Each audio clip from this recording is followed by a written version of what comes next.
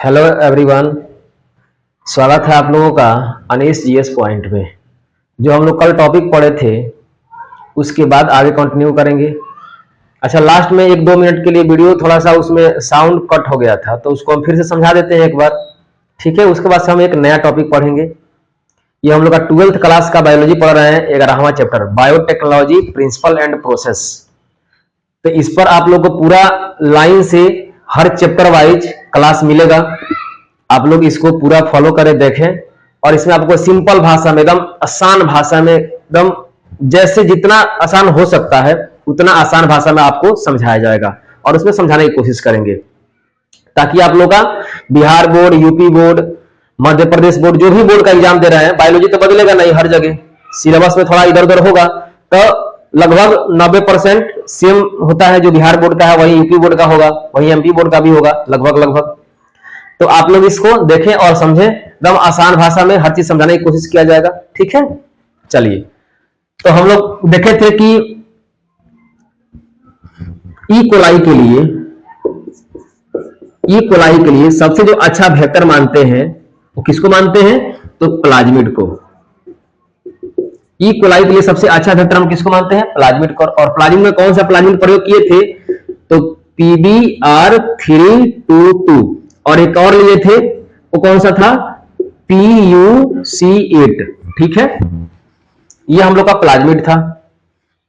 हम समझाने वाले थे आप लोग को इसके बाद कि जो प्लांट सेल होता है, प्लांट सेल यानी पादप कोशिका,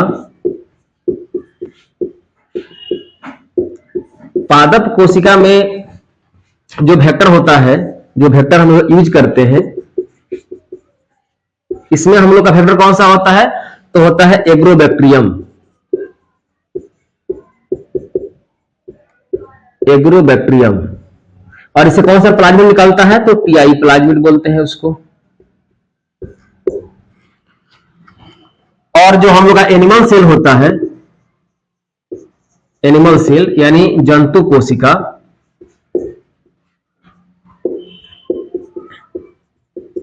जंतु कोशिका के लिए हम लोग वेक्टर के रूप में किसके यूज करते हैं? तो वेक्टर के रूप में यूज करते हैं रेट्रोवायरस को, रेट्रोवायरस। लेकिन देखिए इसमें दिक्कत क्या है? दिक्कत एक ये होती है कि जो प्लांट सेल में जो हम लोग का प्लाज्मिड होता है एग्रोबैक्टीरियम, तो इस एग्रोबैक्टीरियम प्लाज्मिड जो होता है, इसमें एक समस्या ये होती है कि इसमें ट्यूमर फैलाने वाला एक जीन होता है। ट्यूमर यानी होता है गांठ। पौधों में एक गांठ रोग हो जाता है, कैंसर हो जाता है, इसे कैंसर हो जाता है पौधों में, तो ये जो जीन है टीआई प्लाज्मिड के अंदर, इस जीन को हम लोग क्या करते हैं? रिमूव कर देते हैं, निकाल देते हैं। और निकाल करके इसके जगह पर हम लोग क्या जोड़ देते हैं? जो हम लोग का टारगेट डीएनए है, जिसका हम लोग कॉपी बनाना है, इसका टारगेट डीएनए को हम क्या कर देंगे?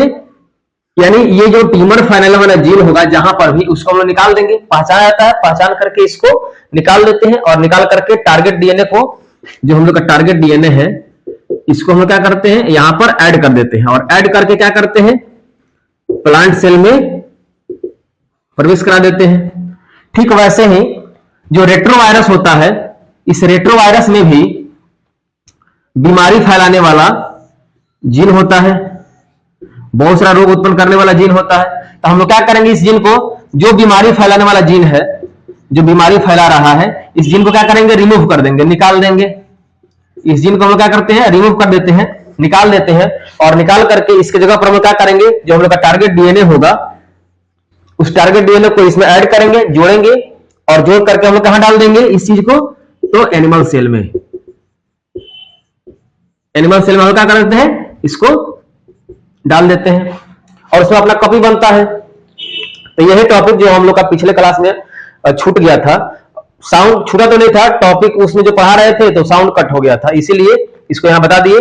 अब हम लोग पढ़ेंगे आज पुनर्योज डीएनए के रूपांतरण हेतु सक्षम परपोषी, ठीक है। यानी आप लोग का 12th क्लास का बायोलॉजी यहां पे एकदम पूरा क्लियर होगा। जैसे सिलेबस में दिया है एनसीईआरटी में, प्योर एनसीईआरटी होगा, और एनसीईआरटी से जो एडवांस नॉलेज है, जो एक्स्ट्रा कुछ हो सकता है, ऐड किया जा सकता है, वो भी ऐड करके आपको इसमें मिलेगा, ठीक है।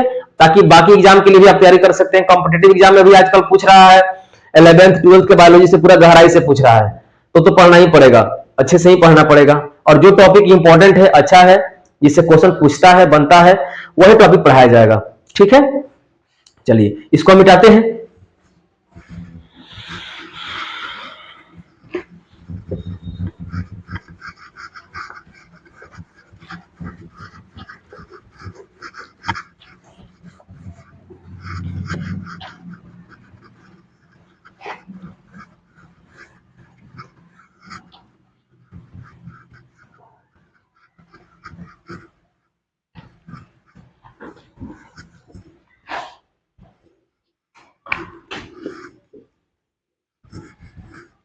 तो यहां पे टॉपिक क्या है कि पुनर्योजित डीएनए यानी रिकॉम्बिनेंट डीएनए के साथ रूपांतरण हेतु सक्षम परपोषी, यानी कौन ऐसा परपोषी है जिसके अंदर हम लोग रिकॉम्बिनेंट डीएनए को डालेंगे तो वो अपना अधिक से अधिक संख्या में क्या बना सके, कॉपी बना सके, उसी को बोलेंगे सक्षम परपोषी। यानी कौन सक्षम है जो पुनर्योजित डीएनए का, रिकॉम्बिनेंट डीएनए का अधिक से अधिक संख्या में कॉपी बना सके।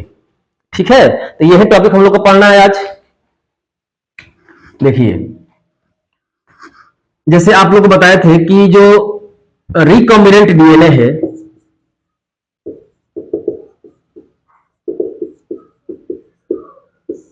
रिकॉम्बिनेंट डीएनए को हम लोग कहां कहां ऐड कर सकते हैं, तो इसको हम डाल सकते हैं ई कोलाई में, इसको हम डाल सकते हैं प्लांट सेल में भी, इसको हम डाल सकते हैं एनिमल सेल में भी। ठीक है, यानी इन तीनों जगहों पर हम इसको ऐड कर सकते हैं। देखना यह है कि किसमें हम लोग को ऐड करना है और किसमें अधिक से अधिक संख्या में कॉपी बन रहा है। ठीक है, लेकिन एक बात और समझना है ये कि जैसे ई कोलाई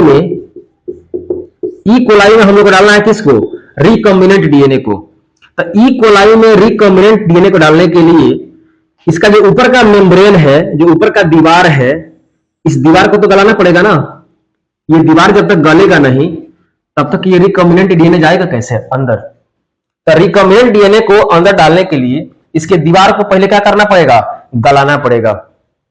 ठीक है, तो इसके दीवार को गलाने के लिए हम लोग क्या करते हैं, CaCl2 एक द्विसंयोजी यौगिक होता है, इसका हम लोग प्रयोग करते हैं।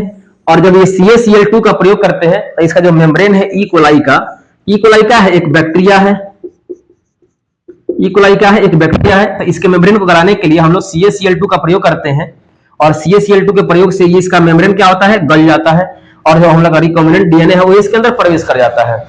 ठीक है, चलिए अब देखिए हम लोग क्या करते हैं, एक चीज और समझना है ये कि ये CaCl2 है, इसके जगह हम लोग यहाँ पे MgCl2 का भी प्रयोग कर सकते हैं, यानी ये भी 10 द्विसंयोजी यौगिक का प्रयोग कर सकते हैं। इसके भी प्रयोग से क्या हो सकता है कि इसका मेम्ब्रेन गल सकता है। ठीक है, चलिए उसके बाद से देखिए अगर प्लांट सेल में डालना होगा तब क्या करेंगे। अब डालने के लिए हम लोग क्या करते हैं, जैसे मान लीजिए कि ये रिकॉम्बिनेंट डीएनए है, अपने हाथ से तो हम डालेंगे नहीं ई कोलाई के अंदर, क्योंकि ई कोलाई भी हमको नहीं दिखेगा। तो इसलिए घोल लेते हैं, उस घोल में रिकॉम्बिनेंट डीएनए डाल देते हैं, ई कोलाई डाल देंगे और CaCl2 डाल देंगे और CaCl2 क्या करेगा, इसके मेम्ब्रेन को गला देगा और ये रिकॉम्बिनेंट डीएनए इसके अंदर प्रवेश कर जाएगा। ठीक है, अब देखिए तो हम लोग एक इस तरीका से यानी CaCl2 के घोल से हम लोग ई कोलाई के मेम्ब्रेन को गला करके रिकॉम्बिनेंट डीएनए को प्रवेश करा दे रहे हैं। वैसे ही और भी कुछ विधियां हैं जिससे हम लोग रिकॉम्बिनेंट डीएनए को कहां डाल सकते हैं, कोशी कोशिका के अंदर डाल सकते हैं। तो कुछ और भी मेथड है, उसको देख लेते हैं।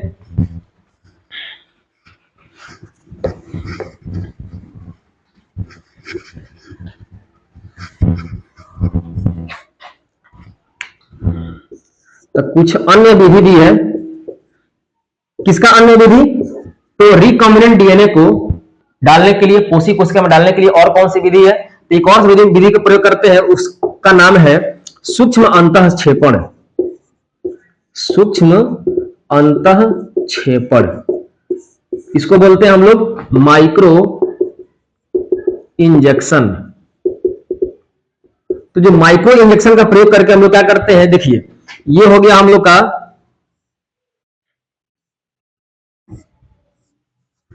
इंजेक्शन, और इसमें हम लोग क्या डाल देंगे, अपना रिकॉम्बिनेंट डीएनए डाल देंगे और जो हम लोग का होस्ट होगा यहां पर, इस होस्ट के अंदर इस सिरिंज से हम लोग क्या कर देते हैं, रिकॉम्बिनेंट डीएनए को डाल देते हैं, प्रवेश करा देते हैं। ये सूक्ष्म अंतःक्षेपण विधि का प्रयोग हम लोग अक्सर किसमें करते हैं, तो एनिमल सेल के लिए करते हैं। किसके लिए करते हैं, एनिमल सेल के लिए। सूक्ष्म अंतःक्षेपण विधि का प्रयोग हम लोग अधिकतर किसमें करते हैं, एनिमल सेल के लिए करते हैं। वैसे ही दूसरा मेथड है, उसका नाम है biolistic gene gun. Biolistic gene gun, ये बायोलिस्टिक जीन गन से क्या करते हैं, ये गन होता है, एक बंदूक होता है, समझने के लिए बस ये बना दे रहे हैं, एक बंदूक है, ठीक है। और इस बंदूक में हम लोग क्या करते हैं, टंगस्टन और सोना की गोलियों में हम लोग रिकॉम्बिनेंट डीएनए को डाल देते हैं। यहां पे पहले कौन सा होगा, टंगस्टन या सोना की गोली होगा, और उसके अंदर डालेंगे क्या, रिकॉम्बिनेंट डीएनए, और उसके बाद से इसको कहां डाल देंगे, जो हम लोग का होस्ट होगा उस होस्ट में डाल देंगे। और यहाँ पे होस्ट कौन सा होता है, अधिकतर जीन गन का ये उपयोग कहां पे करते हैं, तो प्लांट सेल के लिए करते हैं। तो ये होता है प्लांट सेल के लिए। तो ये हम लोग कुछ अन्य विधियां हैं जो हम लोग रिकॉम्बिनेंट डीएनए को कोशिका में डाल सकते हैं, ठीक है।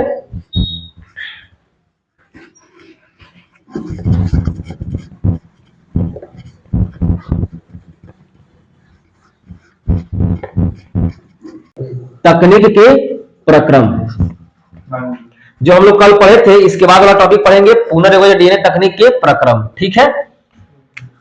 ये क्या है, तो इसमें हम लोग क्या करते हैं, अनुवांशिक पदार्थों का पहले पृथक्करण करते हैं। आप लोग बताए थे कि हम लोग किसी कोशिका से कोई विशिष्ट डीएनए वाला, कोई विशिष्ट गुण वाला जीन निकालते हैं, ठीक है। उसी को हम लोग बोलते हैं अनुवांशिक पदार्थों का पृथक्करण। यानी किसी कोशिका से, कोई भी कोशिका होगी, XYZ नाम की कोई भी कोशिका है, इस कोशिका से हम लोग क्या करेंगे, इसमें से डीएनए निकालेंगे, ठीक है, जिसमें कोई विशिष्ट गुण होगा जिसका हम लोग कॉपी बनाना चाहते हैं, वो डीएनए का हम लोग क्या करेंगे, पृथक्करण करेंगे। अच्छा, पृथक्करण करने के लिए हम लोग क्या करते हैं, थोड़ा सा इसमें समझ लीजिएगा।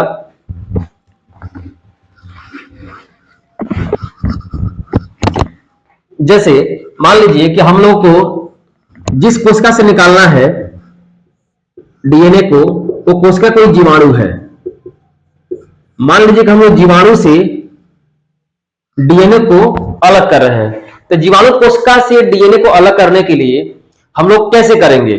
जीवाणु के ऊपर तो मेम्ब्रेन होता है, भित्ति होता है, वाल होता है, उस वाल को पहले गलाना पड़ेगा, तोड़ना पड़ेगा। तो हम लोग किसका यूज करते हैं जीवाणु के कोशिका भित्ति को तोड़ने के लिए, तो जीवाणु के भित्ति को तोड़ने के लिए, इसके भित्ति को तोड़ने के लिए, इसके वाल को तोड़ने के लिए हम लोग प्रयोग करते हैं लाइसोजाइम का। लाइसोजाइम का प्रयोग करते हैं। किसका प्रयोग करते हैं, लाइसोजाइम का। यानी बैक्टीरिया के भित्ति को तोड़ने के लिए लाइसोजाइम का प्रयोग करते हैं। अगर हम मान लीजिए कि जो कोशिका निकालने वाले हैं, वो कोशिका अगर कोई कवक कोशिका है, उस कवक कोशिका से अगर हम लोग डीएनए निकालने वाले हैं, तो इससे निकालने के लिए, इसके भित्ति को तोड़ने के लिए, क्योंकि इसका भित्ति बना होता है किसका, काइटिनेज, काइटिन का। किसका बना होता है, काइटिन का। तो काइटिन को गलाने के लिए, तोड़ने के लिए हम लोग किसका प्रयोग करते हैं, काइटिनेज का प्रयोग करते हैं। काइटिनेज का प्रयोग करेंगे, ठीक है। वैसे ही अगर मान लीजिए कि हमको निकालना है प्लांट सेल से, प्लांट सेल से निकालना चाहते हैं, तो प्लांट सेल में जो वाल बना होता है, भित्ति बना होता है, किसका बना होता है, सेल्यूलोज का। तो सेल्यूलोज को गलाने के लिए, तोड़ने के लिए हम किसका प्रयोग करते हैं, सेल्यूलेज का। सेल्यूलेज का प्रयोग करते हैं, ठीक है। देखिए, तो ये हो गया। अब इस भित्ति को तोड़ करके अंदर चले गए, अंदर हम लोग नहीं जाएंगे, मतलब अंदर चले गए, मतलब कि अंदर जो भी चीज से निकालने वाले हैं वो चीज जाएगा अंदर। तो अंदर भी तो बहुत सारा चीज है। अंदर क्या है, तो अंदर आरएनए है, प्रोटीन है, उसको भी तो मारना पड़ेगा। तो हम लोग देखिए क्या करते हैं, आरएनए को अगर काटना है, आरएनए को अगर खत्म करना है कोशिका के अंदर से, तो हम लोग किसका प्रयोग करते हैं, आरएनएज का। आरएनएज का प्रयोग करेंगे। अगर प्रोटीन को खत्म करना है अंदर से, तो प्रोटीन को खत्म करने के लिए इसका प्रयोग करते हैं, प्रोटीनेज का।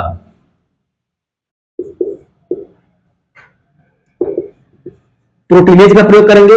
यानी जिस चीज को, जिस कोशिका से हम लोग अपने आनुवांशिक डीएनए को निकाल रहे हैं, यानी आनुवांशिक पदार्थ को निकाल रहे हैं, वहां उस भित्ति को तोड़ने के लिए जो भी कोशिका होगी उसको भित्ति के तोड़ने के लिए अलग अलग सबका एंजाइम है, उस एंजाइम से तोड़ते हैं, फिर अंदर जाते हैं तो प्रोटीन को खत्म करते हैं, फिर आरएनए को खत्म करते हैं। उसके बाद से वहां से हम लोग अपने अनुवांशिक पदार्थ को क्या करते हैं, निकाल लेते हैं।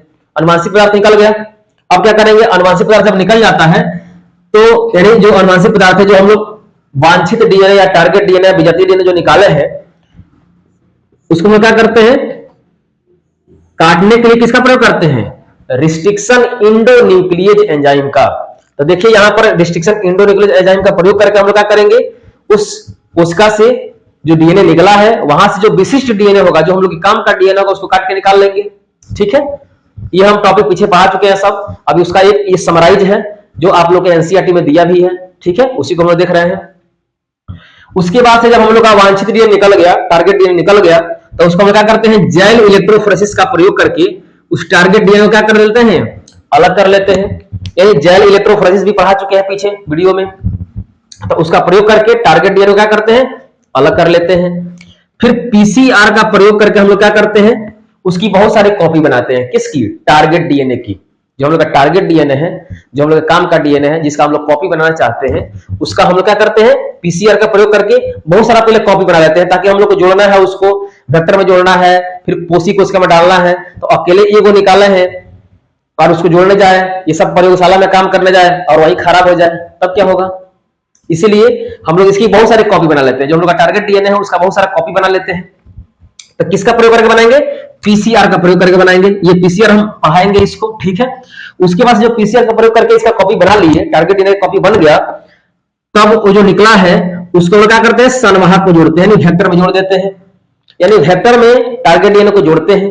अब एक बात और, इस वेक्टर को हम लोग, जो वेक्टर हम लोग यूज कर रहे हैं, जो भी वेक्टर यूज कर रहे होंगे, उस वेक्टर को हम लोग पहले क्या करेंगे, काटेंगे। किस कैंची से काटेंगे, जिस कैंची से हम लोग अपने टारगेट डीएनए को काटे होंगे, उसी सेम कैंची से वेक्टर को भी काटेंगे। ठीक है, और वेक्टर को काट करके यहां पर उस जगह पर क्या कर देंगे, टारगेट डीएनए को जोड़ देंगे। तो यहां पर टारगेट डीएनए क्या हो जाएगा, जुड़ जाएगा। ठीक है, तो ये हो गया विलगित डीएनए को संवाहक से जोड़ना। उसके बाद जब जोड़ देंगे तो ये क्या बन जाएगा, जब इस वेक्टर में टारगेट डीएनए जुड़ गया, ऐड हो गया, तब ये बन गया कौन सा, रिकॉम्बिनेंट डीएनए, पुनर्योगज डीएनए। अब उस पुनर्योगज डीएनए को क्या करना है, तो हम लोग को उस पुनर्योगज डीएनए को परपोषी कोशिका में क्या करना है, प्रवेश कराना है। तो ये पुनर्योगज जो डीएनए है उसको परपोषी कोशिका में डालेंगे। ठीक है, जब परपोषी कोशिका में डाल देंगे तभी तो वहां पे कॉपी बनेगा। इस पुनर्योगज डीएनए का हम लोग क्या बनाना है, कॉपी बनाना है, अधिक से अधिक मात्रा में कॉपी बनाना है। अब कॉपी बनाना, क्यों कॉपी बनाना है, कॉपी इसलिए बनाना है क्योंकि उससे हम लोग कुछ प्रोटीन प्राप्त करना चाहते हैं, कोई एंजाइम प्राप्त करना चाहते हैं। ठीक है, चलिए, तो ये हो गया। उसके बाद से हम लोग क्या करते हैं, प्रवेश करा दिए परपोषी कोशिका में। फिर परपोषी कोशिका को माध्यम में, परपोषी कोशिका को माध्यम में व्यापक स्तर पर, यानी अधिक से अधिक स्तर पर क्या करवाते हैं, उसका संवर्धन करते हैं। व्यापक स्तर पर उसका क्या करेंगे, संवर्धन करेंगे। उसके बाद से जो बाहरी जीन हम लोग का है, जो टारगेट जीन है, उसको प्राप्त करते हैं। अब देखिए, ये टॉपिक आप लोग को पढ़ाएंगे, पहले पढ़ाते हैं कौन सा, पीसीआर। ये सभी के सभी टॉपिक पीछे पढ़ा चुके हैं, तो इसको हम पढ़ाएंगे अभी पीसीआर को, बहुत ही शॉर्ट कॉर्ट में पढ़ाएंगे, छोटा टॉपिक है।